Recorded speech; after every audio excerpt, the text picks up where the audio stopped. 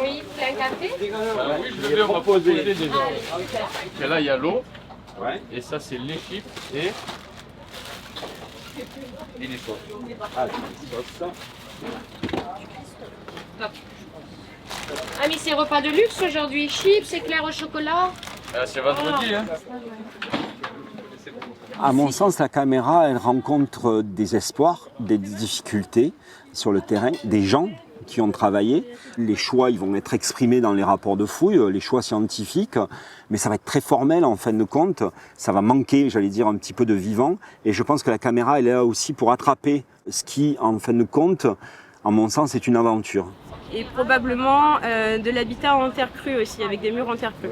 Donc on n'a pas encore touché à ces murs cette année. Non, qui serait du Moyen-Âge aussi. Voilà, c'est ça. J'ai un ami qui participe souvent aux fouilles de sauvegarde, qui n'est pas du tout professionnel, oui. Mais c'est un numismate. Melmou. Ah, mais il vient travailler ici. Pierre-Yves, vous le connaissez? Il travaille avec nous et il participe au rapport d'opération. Ah oui, voilà. Je connais très bien Pierre-Yves et son épouse. En fait, il prend un grand soin. En fait, il y a beaucoup de pillage sur les sites archéologiques de manière générale et c'est un vrai problème. Et grâce à des personnes comme Pierre-Yves Melmou, on a fait le choix de travailler avec eux. On lui fait des tas de terres spécifiquement dédiées à lui, qu'on va numéroter et sur lesquels il va pouvoir vérifier la présence de vestiges qu'on aurait ratés. Et aussi, il va passer quelquefois sur le site en lui-même et plutôt que de nous faire des trous et de nous casser la stratigraphie, parce qu'un objet qui perd son contexte n'est plus utile, peu importe sa valeur qu'on pourrait lui apporter. En conséquence, il va nous mettre par exemple des clous. Bon, j'ai pas d'exemple là, parce que c'est la fin de la fouille, mais il va nous mettre des clous et on saura que là, il a repéré un objet métallique. Et après, ça nous permet de vérifier. Exactement. Ah oui, voilà. De le trouver. Et donc, il est d'une grande aide. Il s'occupe de nettoyer ses pièces, de les prendre en photographie et ensuite de les prendre pour les rapports. Il est très compétent. Il fait du bon boulot aussi alors. Ouais. Il y a beaucoup de gens qui s'arrêtent et donc qui posent des questions et on sent qu'ils ont conscience que c'est leur histoire en fin de compte qui est en train de s'écrire sous la truelle. Mais l'année prochaine, on va faire des journées portes ouvertes le samedi destinées aux habitants proches et aux gens qui veulent venir visiter le site. Vous habitez dans le coin? Oui, je sais moi le site. Voilà, non, c'est parce que là, on est en fin de semaine et on a plein de choses à faire, on est un peu pressé, mais je vous explique rapidement. Donc on a une église et autour, il y a un cimetière, d'accord, avec plein de tombes des habitants du village. Et puis, il y a le village qui se développe autour. Alors, il ne faut pas que tu t'imagines un village comme aujourd'hui. À l'époque et ici, les maisons, elles étaient construites en terre. Donc, elles sont très difficiles à voir pour l'instant. On retrouve les lambeaux des murs de terre effondrés, en terre crue, hein. Et puis, les niveaux de sol sur lesquels les gens ont marché, les foyers, les fosses où ils stockaient leur nourriture, etc. Et donc là, on n'a ouvert qu'une partie du site. Il faut que tu imagines que le village s'étendait jusqu'à la clôture, en gros. D'accord, toute la clôture. Donc on ouvre une partie et on vient tous les mois de juillet, tous les ans, pendant un mois, pour fouiller. Donc ça va durer très longtemps. Ça va durer peut-être 15 ans.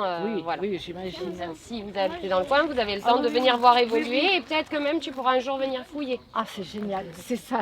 Moi, j'ai tourné un film médiéval. Voilà. Du coup, je sais un petit peu près. D'accord, ça t'intéresse beaucoup. Ah oui. Lundi, c'est le mieux, ou mardi après-midi. Oui, en plus, ils seront là. Très bien. Lundi après-midi, parce que lundi matin, ils font du sport. Allez. Oh, c'est génial. Allez, merci super. Beaucoup. Et bon week-end, à la semaine prochaine. Merci à alors. vous aussi. Et ce que l'on est en train de construire là aujourd'hui tous les deux, en prenant ces images, à mon avis, c'est une autre façon d'archiver le site. Et ça s'inscrit dans ce qui m'est aussi un peu cher, ça s'appelle l'historiographie. C'est-à-dire l'histoire de la fouille, de ses évolutions, des choix qui peuvent être faits. Et c'est la possibilité d'engranger ces données-là par les échanges que l'on a ensemble pour pouvoir ensuite aussi soit en profiter maintenant en le mettant en ligne, soit l'archiver pour plus tard et construire des actions de valorisation. Puisque si on fait de l'archéologie, c'est pas pour nous, hein, c'est pour tout le monde. Et donc, il nous faut conserver ces images-là pour avoir ensuite facilité des retours vers le grand public. Tu la connais peut-être, c'est qu'on te dit qu'une pastèque, si tu la veux bien fraîche, tu la mets au soleil. Ah bon? Et en fait, tu auras ensuite, tu la laisses 1 heure au soleil et tu auras une pastèque très fraîche. C'est fermé. Donc, ce ne sera pas de la pastèque d'ici. Ce sera la pastèque du supermarché. Elles sont, on vient de les recevoir. Et bien en plus, il y a une légende qui dit qu'il faut mettre la pastèque au soleil et que c'est comme ça qu'on a la fraîche. C'est à la pièce. Allez, merci. Bah, il ne faut pas les choisir, non? C'est à la pièce. Voilà.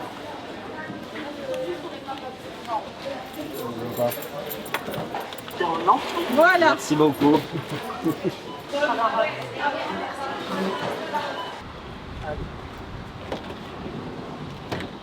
L'écologiste Sandrine Rouffaut mérite d'examiner les recours possibles. L'histoire s'écrit à partir de deux grandes sources, les documents écrits et ensuite les vestiges archéologiques. Avant le 9e siècle, par exemple en Roussillon, on n'a pas de texte. Donc tout ce qui est antérieur au 9e siècle, au début de l'époque capétienne, s'écrit grâce et exclusivement à une seule source qui est celle de l'archéologie. Ne pas faire d'archéologie, c'est se priver de cette source. Ne pas faire de l'archéologie, c'est ne pas sauver, en fin de compte, une source qui est en train de disparaître. Parce qu'on pourrait tout à fait considérer que cette source, elle existe. Aujourd'hui, pour des moyens financiers ou des raisons politiques, on pourrait ne pas la faire et s'y atteler dans un siècle. Sauf qu'en fait, cette source est en train de disparaître suite aux travaux d'aménagement du territoire. En fait, la destruction du patrimoine, elle est aussi liée aux travaux agricoles. Elle est aussi liée désormais au changement climatique avec la modification du trait de côte, avec des événements climatiques, parfois des crues qui entraînent donc des destructions. Et donc ne pas faire de l'archéologie, c'est aussi admettre ou faire le choix de laisser disparaître une partie de notre mémoire. Avant que ce soit inaccessible, tu me pourrais passer à chaque fois les pièces là? Oui, s'il te plaît. Non, celle-là. Celle-là. Ouais, c'est derrière. Formidable. Vous vous souvenez là où on a été resté la semaine dernière, on a choisi cette zone parce qu'on a un lambeau de mur qui est probablement un solin en terre massive. Ensuite, on s'est aperçu qu'en fait on avait un pendage de couches très prononcé, comme si on avait à cet endroit-là une très grande fosse. On n'a pas des silos qui sont taillés dans le terrain naturel, mais on a des silos qui sont taillés dans d'autres couches. C'est un peu la difficulté que vous avez notamment sur ceux qui fouillaient les tombes.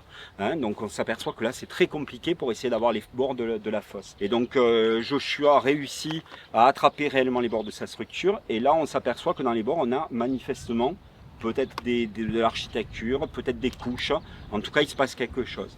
Ensuite les silos que l'on fouille là, on ne sait pas les dater, sauf celui de Jérôme. Que vous avez ici, où il commence à sortir du mobilier. Donc vous voyez, il commence à sortir pas mal de beaux morceaux de vases. Donc c'est la céramique médiévale caractéristique, avec des formes qui sont assez originales. C'est des choses qu'on ne connaît pas bien, et il pourrait qu'on soit dans un large XIIIe siècle. Donc ça c'est intéressant parce que le XIIIe siècle, c'est une période que l'on ne connaît pas bien en Roussillon. Et donc là on peut avoir en fait un silo assez remarquable. Et dans les choses qu'il a de assez exceptionnelles probablement, c'est qu'il a des morceaux d'architecture de terre, c'est-à-dire des morceaux, tu les as vus, des morceaux de murs de terre qui en séchant se sont conservés. Ils ne sont pas cuits mais ils se sont conservés, et il y en a même où on voit en fait des traces de clayonnage. Et donc ça, je crois que moi personnellement, c'est la première fois que je vois ça. En fait, c'est ce sédiment un peu jaune, très sableux que vous retrouvez un peu partout, qui a servi pour l'archi de terre. Donc ça, bien sûr, sur de l'eau, ça fond tout de suite.